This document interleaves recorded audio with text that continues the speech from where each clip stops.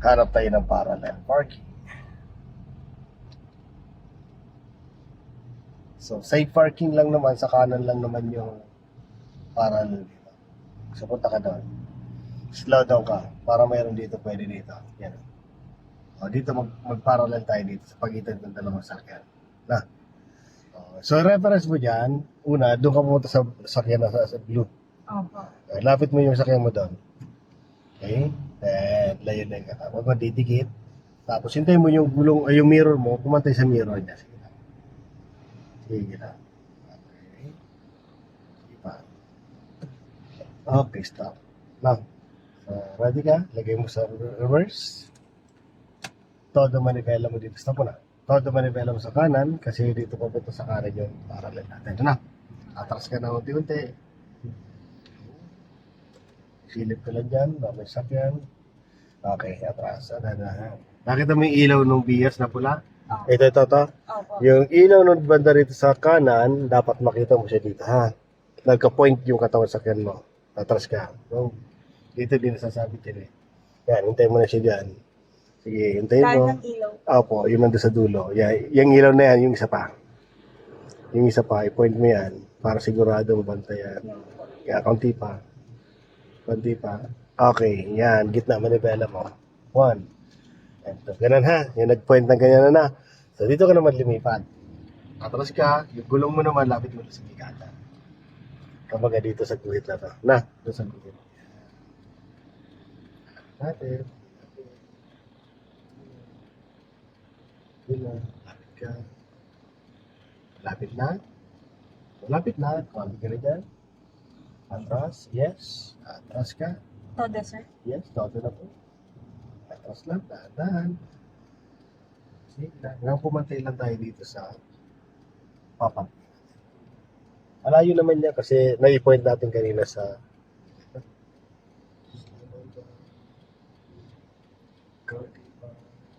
okay, stop muna. Para sigurado na papantay na, lagyan mo sa drive. Todo mo ka dito sa kanan para hindi masyado tayo sumigip dito. Okay, drive tayo ng smooth lang na para hintay lang natin pumantay ito. Hintay lang natin. Up, piyak. Up, piyak. Pantay na mo. Okay na. Pantay na siya. Na. Ganon din dito. Pantay na rin. Para dyan. Side. Okay? So, yun ang parallel. Parallel park ako. Ganun ang parallel parking, ma'am. So, natandaan mo yung dilaw mo kanina. Una, yung mirror mo, tinapat mo sa mirror niya. Kasi may nguso yung sakyan. Nakapares nitong sakyan mo. So, sakyan nga pala na ay Ford Everest. Okay, so parehas nitong, ang sedan, yung nguso sa kanto. So, hindi naman nagkakalayo sila. Tinapat lang natin. Okay, then, pinatodo natin dito sa kanan. Kasi dito sa kanan. Napagkatras natin, safe naman tayo, hindi naman sumabit dito. Yung tagiliran natin, kaya sumilip na tayo sa kabilang, para makita yung ilaw dito. Na, so nag-point tayo. Nung nag-point, in-start natin, ginita manibalag ng truss, nilapit natin yung gulong dito sa guhit. Nandito ng gulong mo sa guhit, pinabig na natin para nga lang, medyo sumobra tayo, kaya sumisip-sip, kaya umabante tayo na konti. Para ipantay na. So ngayon, pantay na yung pagkakapark mo. Diyan sa unahan, saka sa likod. So, yan. Yung reference mo, yung Hilux. Na, tingnan mo na dito, maraming sakyan. So, stop ka na muna dito. Stop na muna.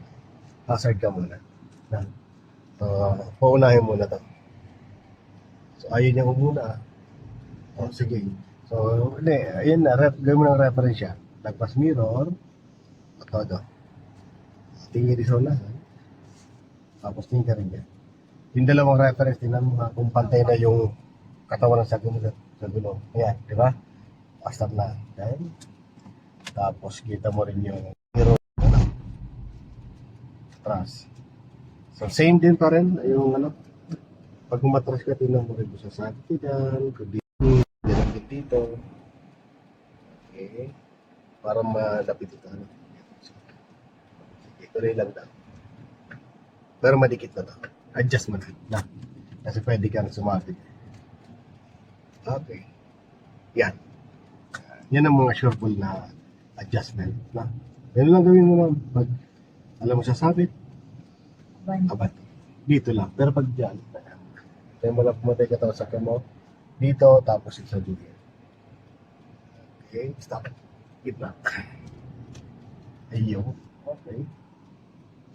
Tapos tayo hanggang stopper. Ganun.